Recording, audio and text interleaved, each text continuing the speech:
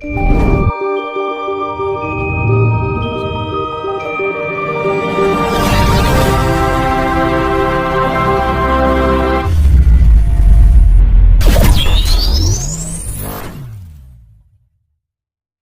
ke tadi bangkitnya Nusantara. Seperti yang saya singgung di awal tadi Mas, bahwa ada candi yang muncul yang melebihi Borobudur itu. Maka juga ada juga yang mengatakan bahwa nanti akan munculnya kembali kerajaan leluhur. Bisa juga Majapahit, terus kerajaan kalau nggak salah Jenggolo itu kan akan muncul kembali.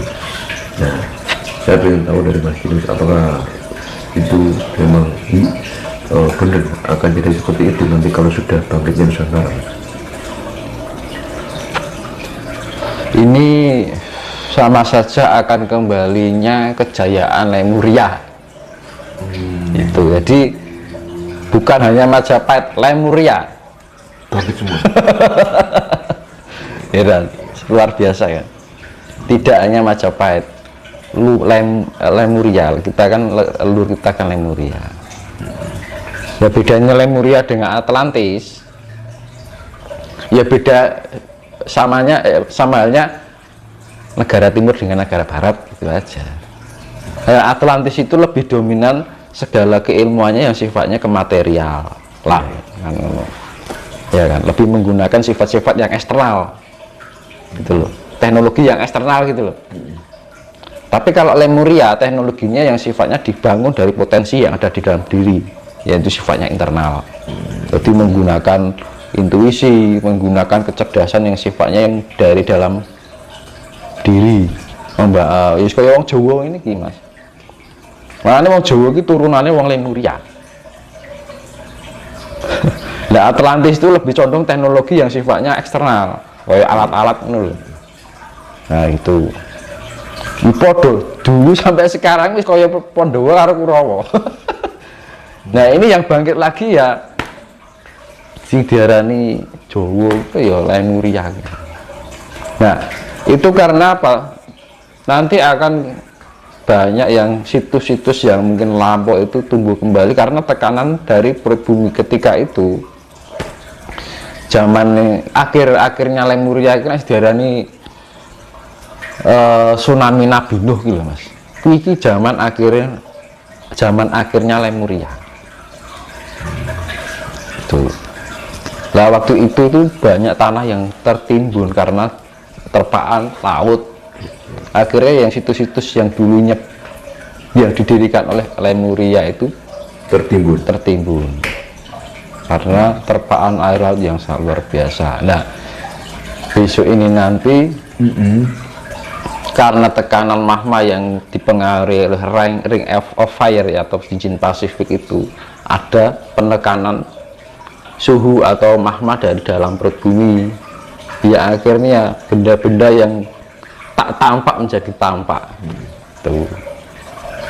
Termasuk logam-logamnya. Ya, munculnya benda-benda leluhur, jadi katakan logam-logam atau harta karun yang tertimbun, bahkan warisan-warisan leluhur yang tertimbun, apakah nanti munculnya bareng dengan kuahnya Ratu Adil, Mas? Nah itu tadi Bratayuda Jawa Binangun itu Mas. Kalau muncul sih toh Mas. Betul. Keluar dulu kan Mas, pasti kan posisinya carut marut wi, belum tertata gitu loh maksudnya. Nah sing bagian noto ini darani Satrio Wahyu Katentreman iki lho Mas. Mau Ayo Katentreman iki ana loro. Nggih. Kresna karo Semar. Semar pipisane sang yang Ismaya. Kresna pipisane Bathara Wisnu. Ini yang sifatnya dalang. Ini yang sifatnya pamomong. Istilah iki baturi yang kawula alit. Tapi raja-raja tunduk dengan ini, tapi sifatnya momong. Ini juga sifatnya momong. Sifatnya ngatur kalau ngono lho. Makanya di dalam Bratayuda Semar itu kan otaknya cerdas. Kayak ini kan penuh dengan teka-teki dan taktik. Nah itu. Nek Semar bagian sing njejeki sing menggo. Kan ngono lho. Yati ger atau yati ndoro kan ngono sifate. Nek Semar bagian diduke misalkan kaya poco paesan ngerti sik sadurunge winarah bakal ngene iku dadi ngene wis diatur karo dheke. Anu. Nek Semar bagian ngilik-ngilikke itu berkaitan dengan yang bojo dengan Sabda Palon, Oyo Kinggo itu selalu berkaitan terus dari zaman ke zaman. Setiap pergantian peradaban itu terus mungkin di dalam Lemuria dulu istilahnya beda lagi, bukan Semar, bisa jadi diarani Nabi Sulaiman ini Mas, terkait dengan Sabda Palon, Oyo Kinggo dengan Eyang Semar, apakah Sabda Palon itu juga merupakan sanepan atau sosok sifat manifestasi dari sifat Ibu Pertiwi, bumi, bukan sosok ya? Itu bisa diimajinasi dalam bentuk sosok. Dewa-dewa apa ya enak tuh kan jiwa nih teman. Kan dewa itu manifestasi tuh kayak Wisnu itu kan manifestasi dari atmosfer, jiwane dari atmosfer itu bisa diimajinasi dalam bentuk sosok. Karena leluhur kita sudah membuat misalkan enek patung Wisnu apa wayang bentuk Wisnu ya, akhirnya kita imajinasi berdasarkan apa yang kita lihat semenjak dari lahir kita sekarang sampai sekarang ngerti Wisnu bentuk ngono akhirnya terimajinasi dalam bentuk itu. Misal dibentuk dalam bentuk lain masih imajinasinya ya seperti yang lain itu. Jadi mengikuti imajinasi memori otak kita. Jadi kalau kita mempelajari ilmu spiritual juga intelektual kita, tingkat kecerdasan dan kesadaran kita juga dipakai, itu yang namanya tingkat kesadaran. Jadi benar-benar kita detail itu.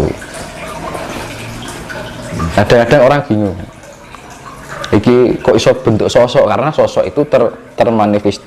Kita mendapat informasi jiwane, misalnya jiwane atmosfer iklak Wisnu, kita seakan-akan komunikasi, iya. Karena kita sudah ada gambaran sejak kecil, misalnya lihat patung Wisnu bentuknya terimajinasi dalam pikiran otak kita. Nah, ya kita menggambarkan, kita pada ngobrolnya karo atmosfer. Alam itu bisa diajak ngobrol. Tapi biar kita komunikasinya lebih mudah, kita harus diwujudkan dalam sebuah imajinasi yang kita tahu berdasarkan sejarah. Tapi kita melihatnya tidak sosoknya itu, tapi jiwanya. Tapi zaman sekarang orang melihatnya sosoknya, tapi bukan kandungan unsur yang ada di dalam sosok itu. Ini mau saiki nyawangi sosok. Nah akhirnya ranya kok nek sing disawangki pikirane dhewe. Ya iki lho. Halusinasinya dhewe. Gini Mas Kinus. Memang dari kedua tokoh itu antara Eyang Semar sama Sabda Palon itu kan banyak, bahkan saya sendiri lah itu kan merupakan sosok kan. Bahkan sampai orang sampai sekarang tuh menganggapnya dua tokoh ini kan sosok. Buktinya ada perjanjian Sabda Palon sama Sesubakir, ya kan? Berarti kan kita menganggapnya kan sosok kan Sabda Palon. Terus seperti di Gunung Tidar kan ada sebuah katanya kan pakunya tanah Jawa kan di Gunung Tidar. Nah itu bukti bahwa bertemunya Eyang Semar sama Sesubakir sehingga dibuatkan sebuah monumen. Nah makanya jadi sampai sekarang cuman yang cerita ngono kuwi sapa sumbere ada ora kok ya. Iya kan. Jadi makanya saya pengen Mas Kinus meluruskan lah biar kita ini makanya kan enggak salah paham. Ayolah negeri kita Lemuria ini biar tidak terbelenggu oleh kebodohan seperti itu kan. Ya toh. Jadi wong Jawa kadang-kadang ini loh, modal percaya ning ora ngerti kasunyatane. Betul. Lah kuwi. Modalnya mengrok percaya. Ning ora ngerti sejatine kan gitu loh. Nah, alam itu bisa kita ajak komunikasi. Ya, misalnya saya ini, ya kan? Iya. Aku komunikasi dengan manifestasi yang wujudnya semar, yang sifatnya kesemaran. Nah, semarisme. Ya kan? Nah, dari sosok semar ini saya wujudkan, saya imajinasikan, saya berkomunikasi alam dengan alam, saya wujudkan dengan imajinasi saya gitu, biar komunikasinya lebih mudah gitu kan. Ya, saya mendapatkan gambaran, ya kan? Oh, ini alam ini keadaan yang terjadi sekarang ini begini, ya kan? Ini saya saya mempunyai pandangan ke depan itu nanti 500 tahun mendatang itu akan terjadi ini. Terus akhirnya tak catat, Mas. Iya. Nah, akhirnya turun temurun. Ngomong yang Sabtu Palon. Ngono to, Mas. Aku gak shot ini iso, agak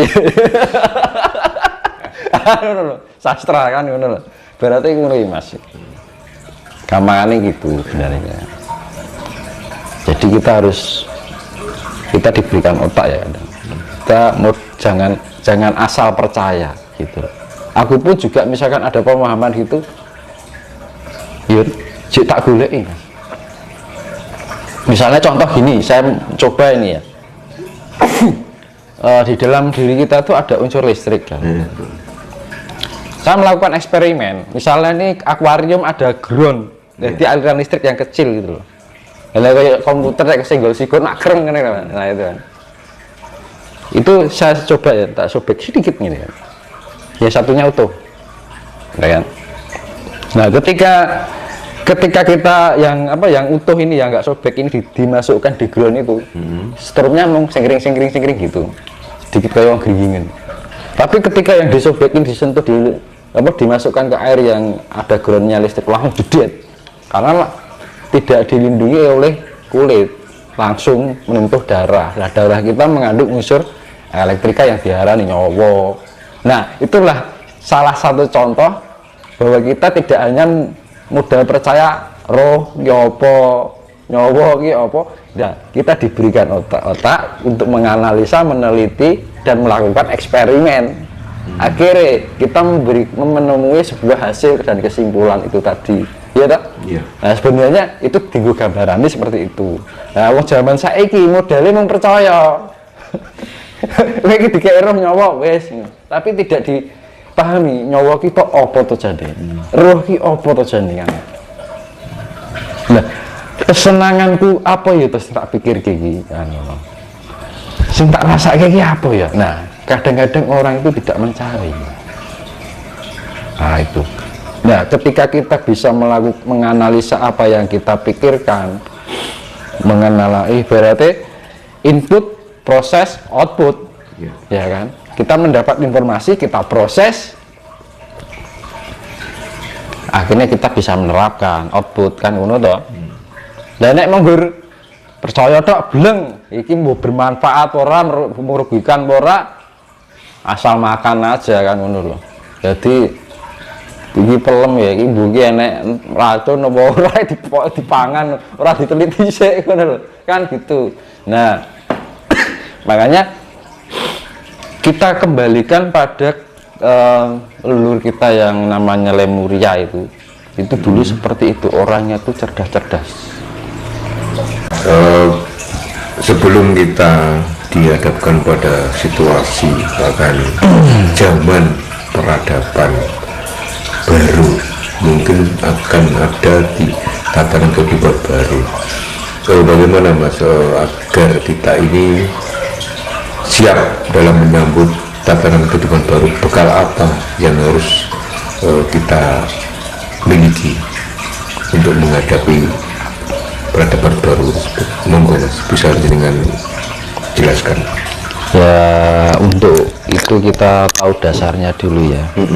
Dasarnya dulu adalah di dalam kehidupan sehari-hari kita biar bisa menjadi pengendali untuk diri kita sendiri, ya kan, biar kita bisa menjadi pemimpin untuk diri kita terlebih dahulu. Jadi kita jangan terlalu berpikir jauh-jauh dulu supaya dipantaskan untuk menjadi umat di peradaban baru.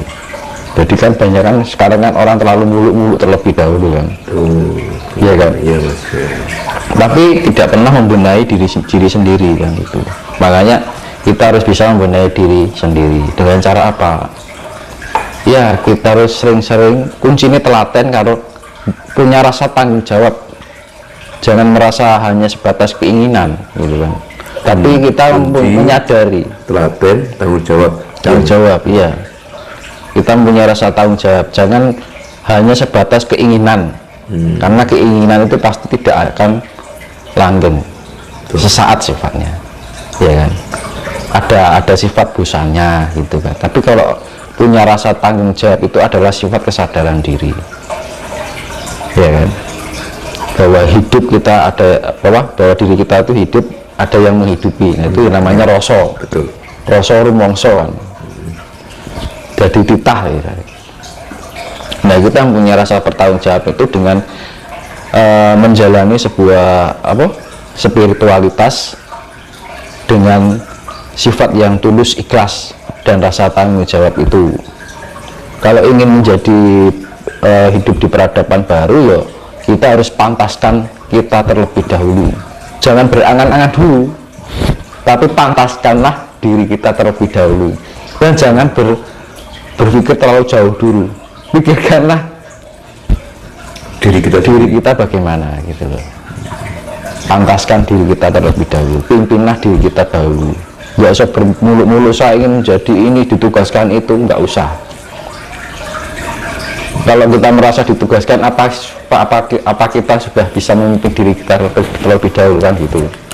Nah, dengan cara apa? Kita olah cipta, olah rasa, olah jiwa, olah karsa. Kalau kita sudah bisa melatih itu, nanti leluhur yang sudah ngejawantah ini, itu leluhur itu tidak hanya kerajaan loh yang turun, leluhur Lemuria juga ada. Nah, gitu. Nah, itu nanti akan dibantu oleh para leluhur.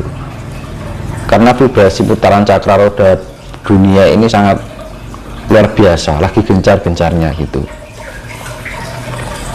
Nah, itu nanti kita harus mengolah ketenangan. Kan gunanya kita mengolah cipta, mengolah rasa, mengolah jiwa, mengolah raga agar kalau kita bisa menselaraskan, akhirnya tercipta ketenangan. Ya. Kalau sudah kita tenang kan kita juga merasakan keseimbangan. Nek keseimbangan anakmu damai toh. Ya kan? Di dalam kedamaian akan ada pancaran yang namanya energi kasih sayang, welas asih. Nah, welas asih itu modal utama untuk menjadi perilaku yang sifatnya budi pekerti, sifatnya menyejukkan. Ya kan? Sifat asih kan sifatnya menyejukkan, menenteramkan, memberikan alasa ayem tentrem gitu kan. Jadi nggak ada sifat yang arogan, sifat yang merasa diri keakuan, ya kan. Ya sifat-sifat keakuan itu dihilangkan, sifat-sifat merasa itu dikesampingkan, ya kan. Jangan terlalu berangan-angan terlalu jauh lah, ya kan. Kita berpikir pahamilah diri kita dahulu, pantaskanlah diri kita terlebih dahulu. Dengan cara apa? Kita mensefrekuensikan dengan sifat pengejawantahan dari sifat Tuhan, ya kan? Ketuhanan, sifat ketuhanan kan, si Tuhan kan sifatnya lembut ya, sangat lembut. Nah, selembut itu dengan menerapkannya dengan energi kasih. Nah, kalau belum bisa menerapkan itu ya mana bisa kita pantas. Misalkan gini, kita baru dikecewakan orang aja sudah dongkol. Nah, ya, pada pondasi utama untuk melatih pribadi kita adalah kesabaran. Kesabaran dasarnya juga kasih. Ya, diremehkan orang tidak mau, merasa terendahkan, akhirnya keluarnya ego, ya, keakuan. Nah, orang Jawa kalau menghadapi itu harus bisa lembah manah, rendah hati. Ibaratnya gini, mengalahlah sampai tak ada seorang pun yang bisa mengalahkanmu kan. Ya kan? Merendahlah sampai tak ada orang pun yang bisa merendahkan. Jadi sifatnya kita Semar kan sifatnya seperti itu. Nanti wong iki petewo dewi kan. Kita misalkan gini contohnya, wah itu kamu apa? Misalkan kita dibanding-bandingkan sama orang, ya kan?